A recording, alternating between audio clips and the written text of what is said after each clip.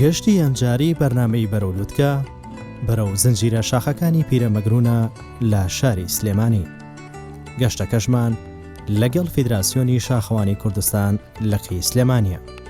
ژمارەی بەشداربوونی ئەم گەشتەشمان 40 کەس دەبێت. سەرەتای گەشتەکە بە کۆبنەوەیەک دەست پێ دەکات لە لایەن سەرپەرشتیارانی گەشتەکە بۆ ئەوەی ڕێنمایی پێویست بە بەشداربوان بدرێت بۆ ئەوەی لە هەموو هەنگاوێک ئاگاداری خۆیان بن. من ئەمەوێ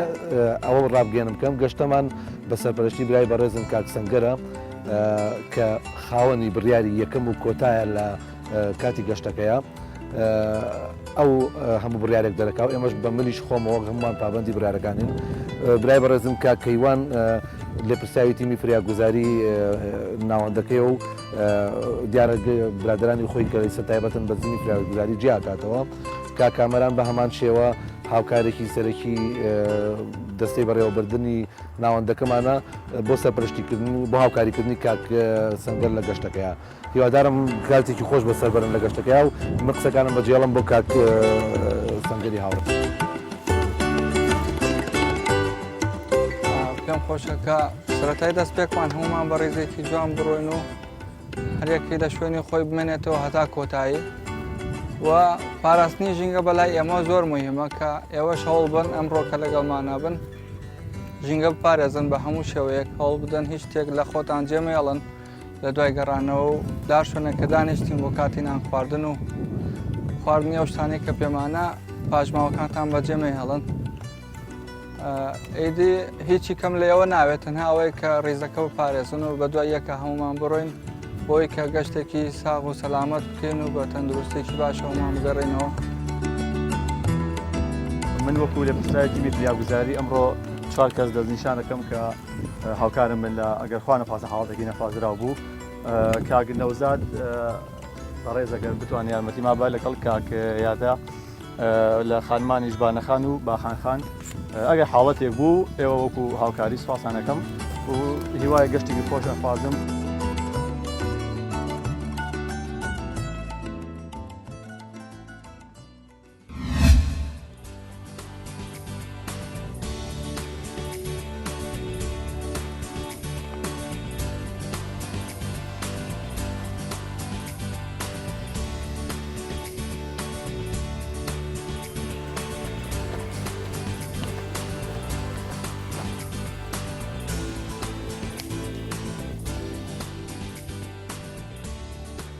لێرەوە ئێمە بەڕێ دەکەوین بەرەو زنجیرە شاخەکانی پیرەمەگرۆن. پێویستە 2 کاتژمێر بە پێبڕۆین بۆ ئەوەی نزیک ببینەوە لە داوێنی چیاکە و خۆمان ئامادە بکەین بۆ سەرکەوتن.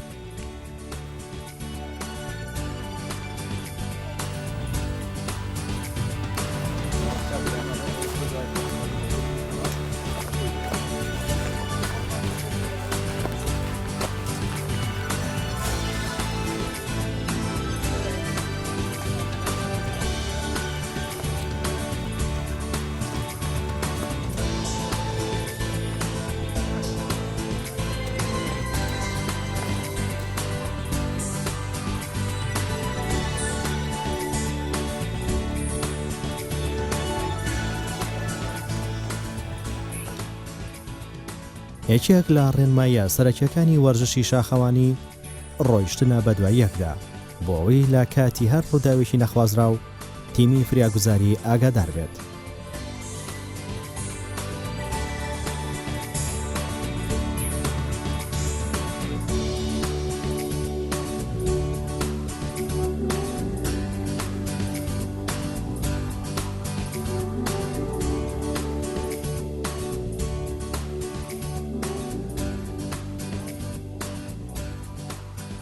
مادوو نەبن هاوڕێیان دیارە ئێمە ئێستا لە وێزگەی یەکەمی گەشتەکەمان هەین دوای ئەوەی کە نزیکەی 3 چارەکە سەعاتە تقریبان بەڕێکەوتوین. ئێستا گەر بە بەراورد بۆ شوێنی کە دەستمان پێکردووە تەنها 56 مەتر بەرز بووینەوە لە ئاستی ڕووی دەریا لەو شوێنی کە سەرکەوتین. دیارە ئەمە ڕێگەکەمان سەرکەوتنە بۆ ئەم سەر زنجیرە شاخی پیرەمەگرۆن دواتر ئەکەوینە سەر زنجیرەکە مەسافەی تقریبان نزیکەی 4 ساعاتێک ڕێگەمان ئەبێت دواتر ئەگەینە دۆڵی کەویان و ئەشکەوتی کەوتاوە پاشان لەوێەوە ئەگە بەرداوامی بە گەشتەکەمانە دەین دابەزینەوەیە بۆ دیوی ئەو دیوی زنجیرە شاخی پیرەمەگرون کە کاتە گوندی سووسێ کە تێپەڕبوونە بە پلەی عەلی و دواتر بەرزایی بان و ئەشکەوتەکانی ژێرخان و بنخان و پاشان گەیشتنە بە گوندەکە. ڕێنمایی من بۆ هەموو هاوڕێیان لێرەوە دەست پێەکەم کە لەمە دووە هەنگاوەکانمان قورستر ئەبێ و سەختریش ئەبێ بۆیە هەمیشە پاراستنی ڕیزەکانمان لەگەڵ هێنانی هەنگاوەکانمان بە کورتی هەنگاوەکانمان بەتا بتوانین کورتتر بێ و هێواشتر بڕێن بۆ ئەوی بتوانین ئەو وزەی کەمانە لە شوێنە سەختەکانی ترا سەرفی بکەین.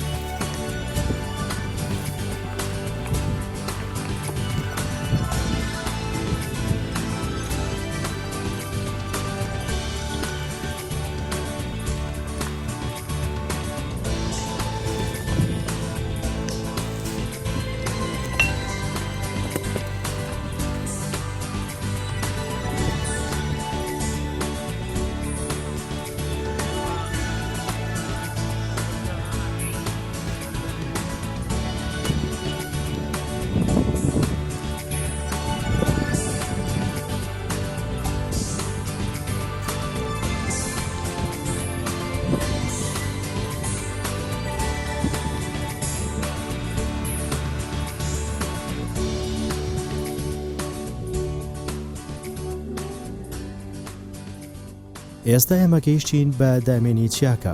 لێرەوە دوای پشوێکی کورد ئەم جارە هەندێکی دیکە ڕێنمایی پێویست بۆ هەڵگەڕان بە سەر چیاکە بە ئەندامەکان دەدرێت لەلایەن سەرپەرشتیاری گەشتەکە.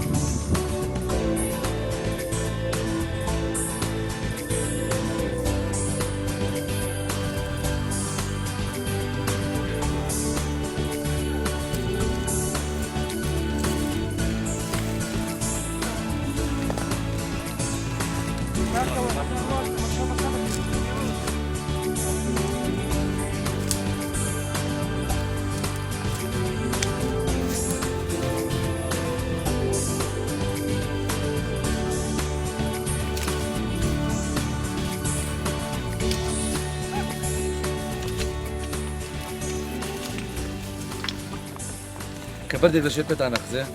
مەچن پەلاماری بەن بیگرنەوە یاخود چون لەوانە بە حاڵەتێک دەگەڵ بەردەکای خزان تووشی خزانبی بە هەموو هێزی خۆت هاوارەکەی بۆوانێ دوای خۆ بارد لەسەر 5-6 جارێ لێتەوە ئەوەی دوای خۆت یەکسەر حەزەر ئەکات خۆی لایە لە بەردەکە و کێشەی نامێنێت بەرەوە حاڵەتە دووبارە نەبێت باشە ساقا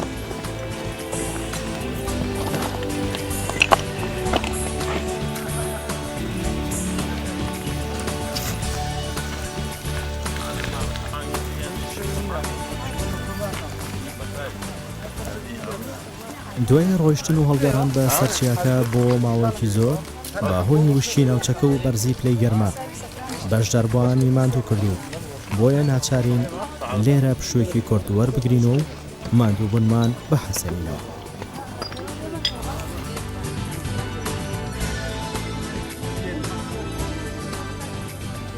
ئێستا لە کاتی ئیسراحەتین لە هاتوین بۆ گەشت بۆ زنجیرە چیاکانی پیرەمەگرون سپاس بۆخوا تاکو ئێستا زۆر بە سەلامەتی و بە سەرکەوتووی بڕیمانە کەمێک حەوی نەوانێ نانی بەیانی ئەخۆین جا ئیشەڵا بە سەلامەتی بەڕێەکەین بەڵام لێرەوانێ ئەگەینە شوێنە سەختەکان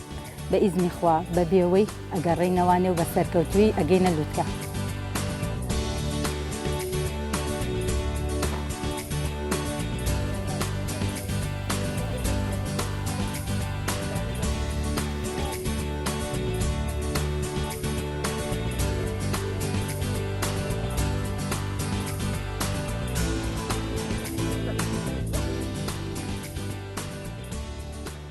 لێرەوە دەوەستین بۆ ئەوەی نانی بەیانی بخۆین چونکە ئێمە کاتژمێر 5 بەیانی گەشتەکەمان ئەنجام داوە پێویستیش دەکات خواردنەکانمان سووک بێت و وزەشمان پێبڵەخشێت لەوە زیاتر ڕەنگە کاریگەری نەرێنی لەسەر جەستەمان هەبێت و هەنگاوەکانمان پێشل بکات.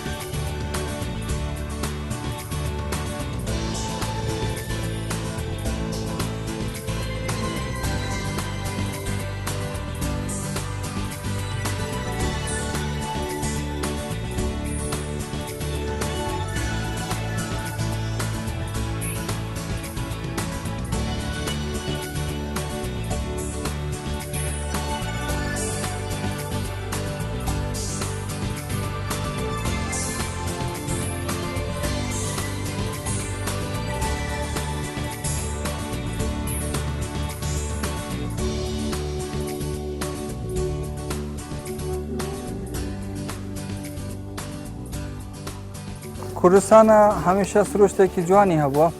لە هەر چوار وەرزەی ساڵدا ڕەنگێکی جوانی خۆی پۆشیوە زۆر چیای سەخت و دژوارمان هەیە کە لە کوردستاندا لە هەموو سەردەمەکاندا یارمەتیدەری گەلی کورد بووە کورد توانیوێتی کە زۆربەی ئیسفادەی لە شاخ کردووە توانیوێتی زۆر جار پاڵپشتی پەنای بردووە بۆ شاخ کە لەوێ خۆی حەشار بدا و لەوێ توانیوێتی ژیانی خۆی بەسەر بەرێ هەندێک لە شاخەکانمان زۆربەی سروشتێکی ئاوا جوانی بەردینی هەیە کە ئەتوانیت ئیسفادە لەو بەردانە بکەی هەم لە ڕووی وەرزشیەوە هەم لە ڕۆی ئەوەی کە بتوانانی ژیانێکی تیا بەسەر بەریت و خۆت لێ حەشار بدەیت پێم خۆشە کە ئێمەش هەوڵ بدەین وەردە وەردە کە دنیایەکی جوانی سروشتی کوردستانمان هەیە بیناسیێنین بۆی کە لە وڵاتان چۆن شاخ ناسراوە بە وەرزش و خەڵکانێک لێرەوە یان لە هەندێک وڵاتانەوە سەفەر بۆ ئەو وڵاتە دەکەم بۆی کە بچن ئەو چیا بەرزەی ئەو شاخە ببڕن پێم خۆشە کە ئەو چیا جوان و ڕەنگینانەی کوردستانیش بتوانین بناسیێنین وڵاتان سەفەر بکەم بۆ کوردستان و بۆی کە بتوانن بەهۆی وەرزشی شاخەوانیەوە سەردانی کوردستان بکەن ئەوەی کە هەیە ئێمە ئەتوانین گرنگی بەوە بدەین کە زیاتر وەرزشی شاخەوانی بناسیێنین بۆی کە ئیسفادە بکەین هەم لە ڕووی مادیەوە هەم لە ڕووی ناساندنی وڵاتەکەمانەوە زیاتر بە وڵاتانی دەرەوە بتوانین لە ڕێی ئەم وەرزشەوە خزمەتێک بە کوردستانەکەمان بکەین و سروشتی کوردستان بپارێزین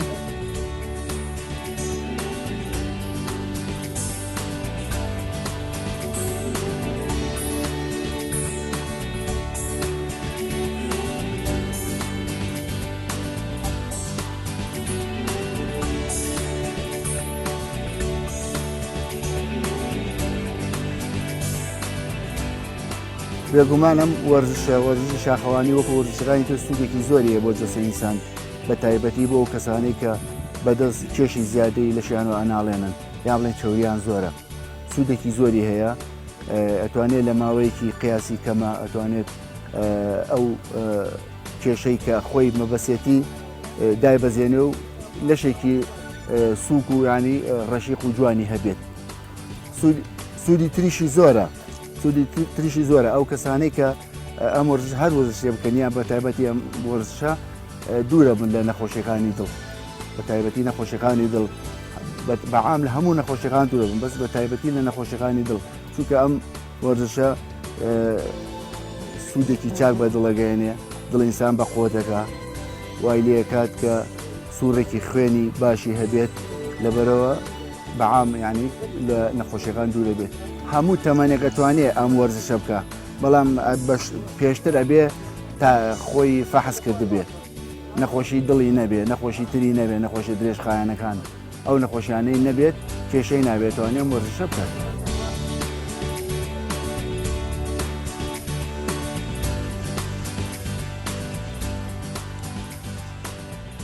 دوایی پشودان و قسەکردن لەسەر سوودەکانی ئەم گەشتە و ناساندنی ناوچەکە دیسانەوە بەردەوام دەبین لاڵکشان بەرەو لووتکە دوایی چەندین کاتژمێر ڕۆیشتن و ماندووبوونێکی زۆر توانیمان بگەین بە لووتکەی شاخەکە.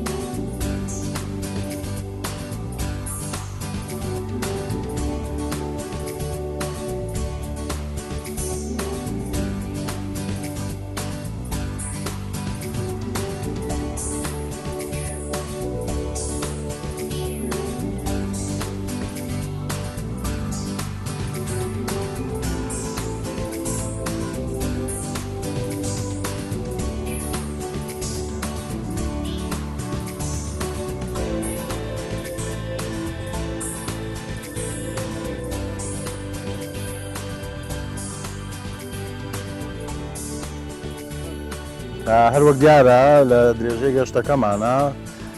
لە زنجیرە چیای پیرەمەگرونە بەرەو ئەشکەوتی کەوتاوەیە ڕۆین سا کاتژمێر 12:30 بەرزی 1950 مەترە گەیشتی نام ئەشکەوتە جوانە کە پێچێ مێژوویەکی زۆر زۆر دێرینی هەبێ ئەگەسی من یەکەم جارە بیبینم بەڵام وڵایەکی لە ڕادەبە دەری هەیە ئەمە و چەندین دیمەنی جوانتر لە گەشتەکە بەدیەکرێ و لە گەڕانەوەمانە گەشتەکە دیمەنی زۆر زۆر جوانتریشی دیارە.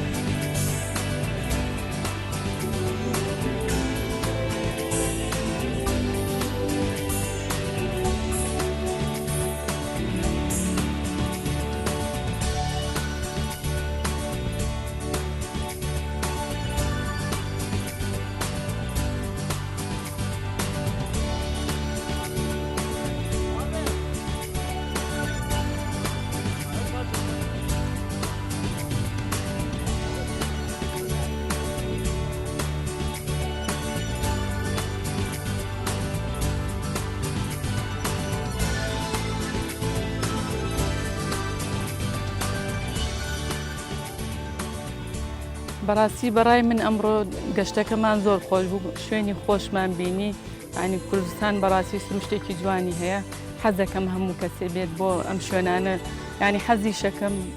بۆ نمونە شاخەوانی بێ بە کەلتورێکیش لە لای خۆمان خەڵک بتوانێت بێتە دەرەوە لە ژاوەژا و لە تەکنەلۆژیا و لە زۆر شت دوورکەوێتەوە.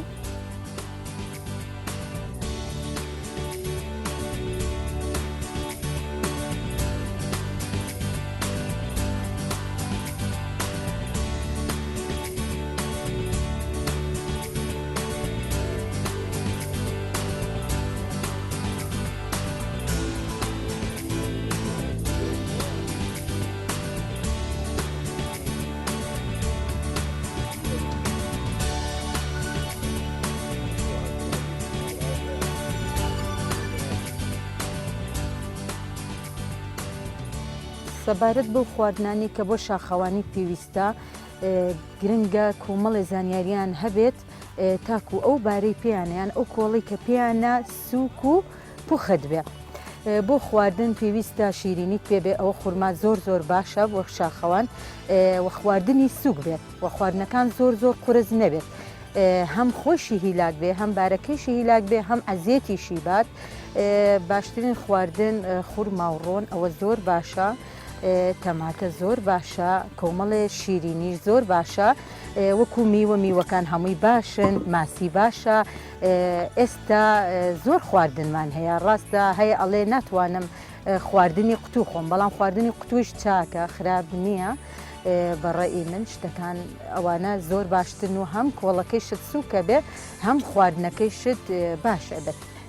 بەڕێی من باشترین تەمرین کە بیکە ناڵم تەمرینەکانی تریش خراپە بەڵام تەمرینی شاخەوانی زۆر زۆر باشە.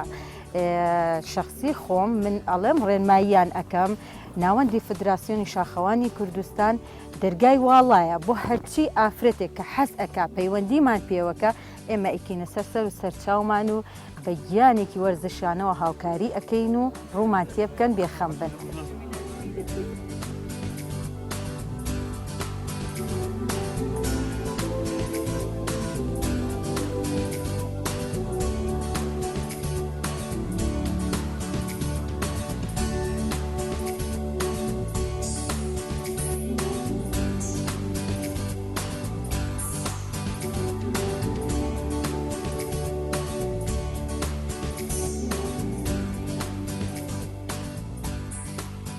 ئێستا تا ئەم دقەیە ئێمە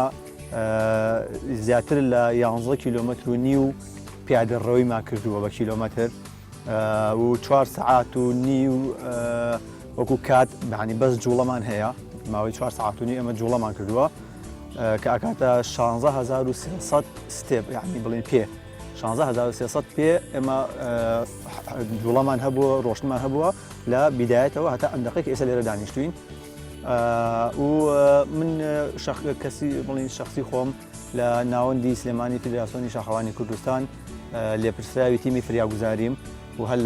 لە هەموو گەشتەکە تیمەکەی خۆم چەند کەسێک هەڵ ئەبژێرم بۆی کە ئەگەر خوا نەکردە حاڵەتێکی نەخوازرا ڕووبات هاوکارم بن و ڕوژیاوە چەند جار بەس لەم گەشتا سپاس بۆخوا تا ئێستا زۆر سەلامەتین هیچ ڕووی نییە و ئیشەڵا هیچی ڕوونایە و سەلامەتە بین هیوای گەشتی خۆش بۆ هەموو لە دەخوازم و کەشوهەواش زۆر باشە تا ئێستاش هیچ کەسێکمان نەپەکی کەوتووە ینی هیچ حاڵەتێکمان نەبووە لەخوا بەزیار بێ سپاسی تیمی کەناڵی کوردستان 24 شەکەن کە ئەم لەم گەشتەیە هاوڕێمان بوون.